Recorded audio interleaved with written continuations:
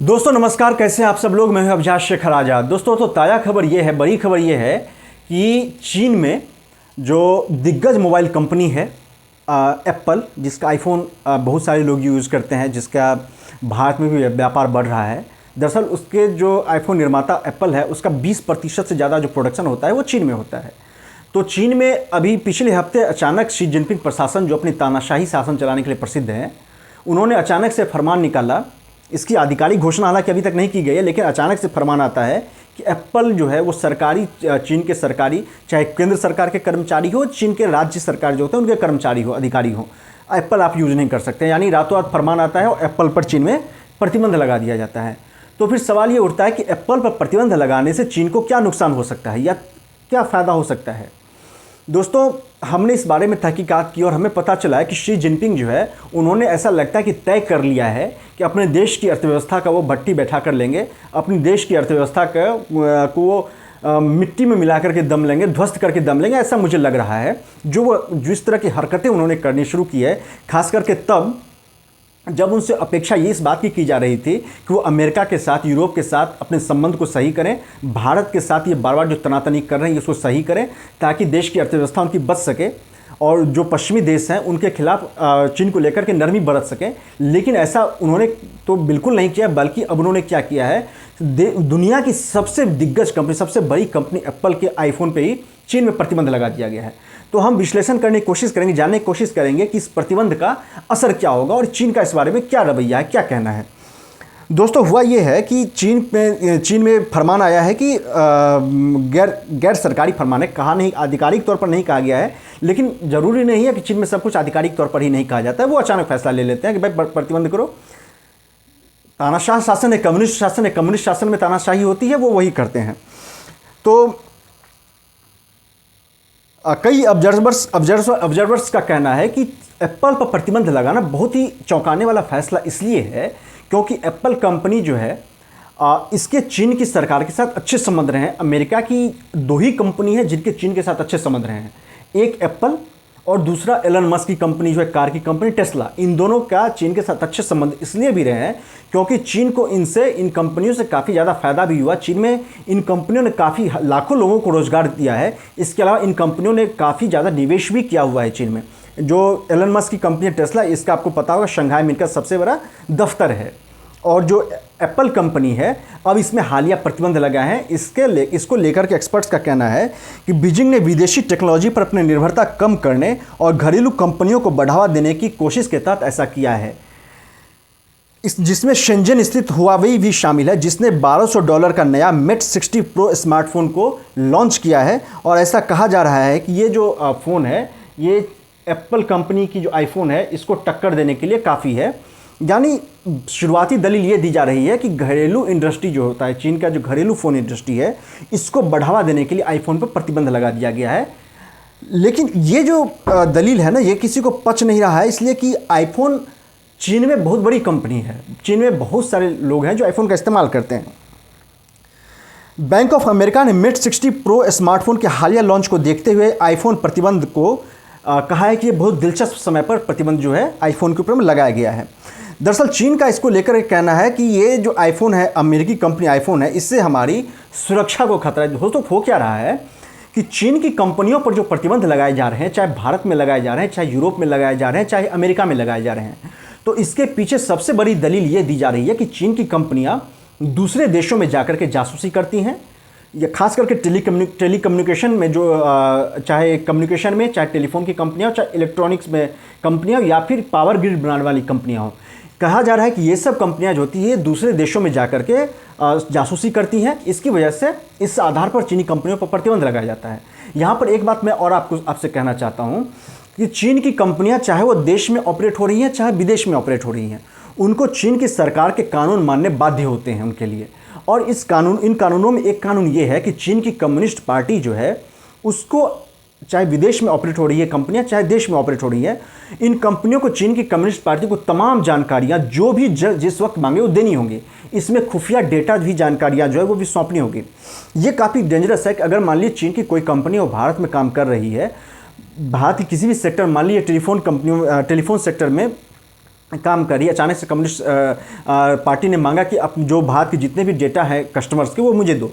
अब कंपनी तो वहाँ पे देने के लिए बाध्य है। पता चला कि एक ही झटके में भारत के जितने भी उपभोक्ता हैं, ग्राहक हैं उस कंपनी के, सारी की सारी जानकारियाँ चीन में चली गई। इसीलिए भारत समेत अमेरिका और तमाम जगहों पे चीन की कंपनियों के खिलाफ प्रतिबंध लगाए जाते हैं। और इसी को आधार बना करके अब चीन ने भी अमेरिकी कंपनी एप्पल के ऊपर में प्रतिबंध लगाया और कहा है कि जो एप्पल आईफोन जो होता है चीन के सरकारी कर्मचारी इस्तेमाल नहीं कर पाएंगे। दोस्तों, चीन के अधिकारी बार बार ये कह रहे हैं कि चीन में इस तरह का कोई प्रतिबंध नहीं है और चीन जो है कोविड-19 के बाद इन प्रतिबंधों से उबरने की कोशिश कर रहा है, लेकिन दरअसल ऐसा है नहीं। अभी हाल ही में क्या हुआ कि चीन के अंदर मिंट जो समूह है, अमेरिकी कंपनी है, उसके ऊपर में भयानक छापेमारी की गई। इसके अलावा भी कई अमेरिकी कंपनियों के ऊपर में छापेमारी की गई है और इन छापेमारियों की वजह से विदेशी कंपनियों के अंदर में चीन में काम करने को लेकर डर पैदा होना शुरू हो गया कि खास करके जब अमेरिका और चीन के बीच में ट्रेड वार इतनी तेज़ी के साथ आगे बढ़ रहा है तो अब अमेरिकी और यूरोपीय कंपनियों में डर पैदा हो गया है कि चीन में कारोबार करना उनके लिए कितना सुरक्षित है। मान लीजिए कोई कंपनी है, $5,000 या $10,000 अरब डॉलर की कोई कंपनी है, एप्पल है जिसके की मार्केट वैल्यू $1 ट्रिलियन से ज़्यादा की कंपनी है। पता चला कि कल होकर के प्रतिबंध लगा दिया गया, ये कंपनी तो बैठ गई। इन कंपनियों का कितना नुकसान होगा अंदाज़ा भी लगाना बहुत मुश्किल है। इसीलिए इन कंपनी का कई बड़ी कंपनियां जो चीन में ऑपरेट हो रही हैं और अमेरिकी या यूरोपीय कंपनियां हैं, इनमें डर बैठ गया है। अभी क्या हुआ है, एप्पल जो है चीन में अपनी वैश्विक बिक्री का लगभग 20% का प्रोडक्शन करता है। वो ऐतिहासिक रूप से उपयोगकर्ताओं को इंटरनेट सेंसरशिप से बचाने के लिए अपने चीनी iOS स्टोर से वर्चुअल प्राइवेट नेटवर्क या VPN को हटाकर बीजिंग के नियंत्रण की मांगों का पालन करता रहा। यानी एप्पल, मैंने आपको कहा कि एप्पल के साथ चीन सरकार के अच्छे संबंध क्यों रहे हैं। चीन में इंटरनेट पर सेंसर लगा हुआ है, तो जिन जगहों पे सेंसर लगा हुआ रहता है इंटरनेट पर, आपको पता होगा VPN का इस्तेमाल करके लोग इंटरनेट इस्तेमाल करते हैं। लेकिन एप्पल में, जो चीन में एप्पल बेचा जाता है फ़ोन, उसमें इस तरह का टेक्नोलॉजी इस्तेमाल किया गया है कि उन पे VPN कनेक्ट नहीं हो पाएगा। यानी चीन की सरकार की जो नियम होते हैं, कानून होते हैं, उसको इस हद तक एप्पल पालन करता है। और जबकि यही आईफोन है जिसने अमेरिका में किसी एक क्राइम में अगर एप्पल आईफोन का इस्तेमाल किया गया था, मतलब फ़ोन करने में, इन सब चीज़ों में, तो FBI एप्पल आईफोन कंपनी से डेटा मांगते रह गए कि आप डेटा दें ताकि हम उस सबूत जुटा सकें उस आरोपी के खिलाफ। लेकिन आईफोन ने सबूत नहीं दिए थे, डेटा नहीं दिए थे। लेकिन चीन की सरकार के बातों को ये मानने के लिए मजबूर हुई थी। इसलिए अगर कम्युनिस्ट शासन है, ये साम दाम दंड भेद, साम दाम नहीं, दंड और भेद, बस यही अपनाती है। दंड खास करके इनका सबसे बड़ा यही रहता है। तो फिर सवाल ये उठता है कि चीन के लिए एप्पल पर प्रतिबंध लगाने का मतलब क्या है। यानी अगर चीन ने प्रतिबंध लगाए हैं एप्पल पर, इससे चीन के ऊपर में क्या फ़र्क पड़ेगा।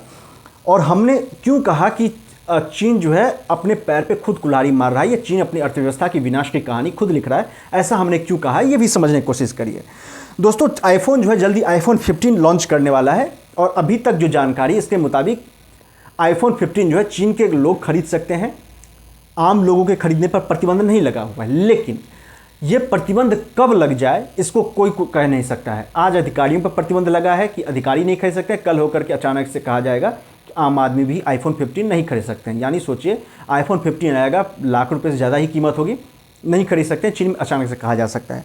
इसके अलावा यह है कि बीजिंग की नियंत्रण की इच्छा, अमेरिका के साथ इसका जो ट्रेड वार चल रहा है चीन का, तो चीन कभी भी कोई भी फैसला तुरंत ले सकता है किसी भी अमेरिकी बिजनेस और या कंपनी के ऊपर में। इससे चीन में काम करने वाली जो कंपनियां हैं, अमेरिकन कंपनियां, उनके भविष्य पर अब खतरा मंडराना शुरू हो चुका है।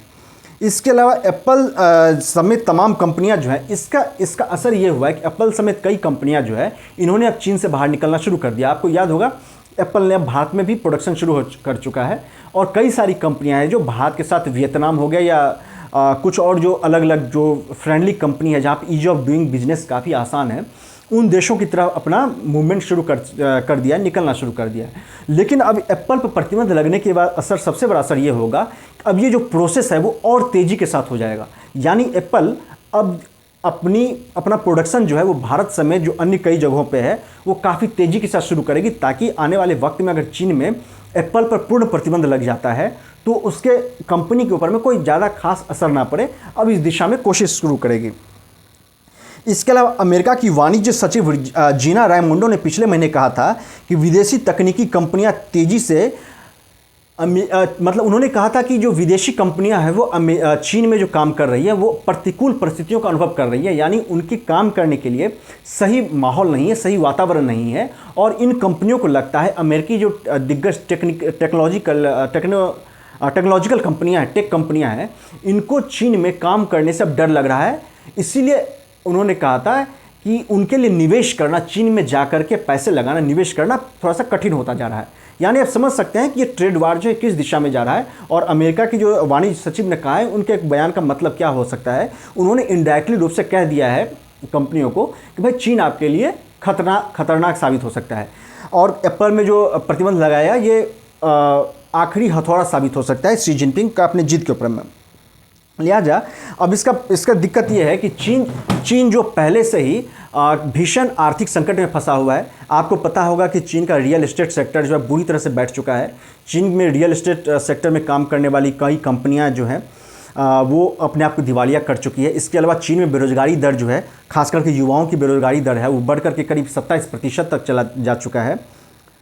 इसमें और विस्फोट होगा। अब सोचिए अगर एप्पल कंपनी अपना प्रोडक्शन चीन से हटा ले तो चीन में निवेश कितना कम हो जाएगा। सिर्फ एप्पल नहीं, अगर एप्पल हटता है, अगर एप्पल जैसी कंपनी किसी देश को छोड़ करके बाहर जाती है तो ये पूरा उस देश के बिजनेस इन्वायरमेंट के लिए बहुत निगेटिव खबर होती है। यानी सोच सकते हैं छोटी छोटी कंपनियां तुरंत पैनिक करेंगी, वो तुरंत चीन से भागने की कोशिश करेंगे। इसका नतीजा ये होगा कि चीन में निवेश दिनों दिन कम होता जाएगा और चीन जो अपने आप को मैन्युफैक्चरिंग हब करते आया हुआ है अभी तक, उस पर बहुत बड़ा नुकसान होगा। और आने वाले समय में चीन का जो बिज़नेस है, चीन का जो बिज़नेस मॉडल है और चीन का जो आर्थिक संकट है, उसमें विस्फोट आ सकता है, उसमें भट्ठा बैठ सकता है। दोस्तों, हमारा ये वीडियो आपको कैसा लगा, अपनी राय जरूर दीजिए। हमारे इस चैनल पर लाइक करिए, सब्सक्राइब करिए, ताकि हमारा परिवार जो बन रहा है इसका विकास हो, हम आगे बढ़ें। क्योंकि हमारा चैनल नया है, इसीलिए आपके सब्सक्राइब करने से हमारा मनोबल बढ़ेगा। धन्यवाद, नमस्कार, जय हिंद।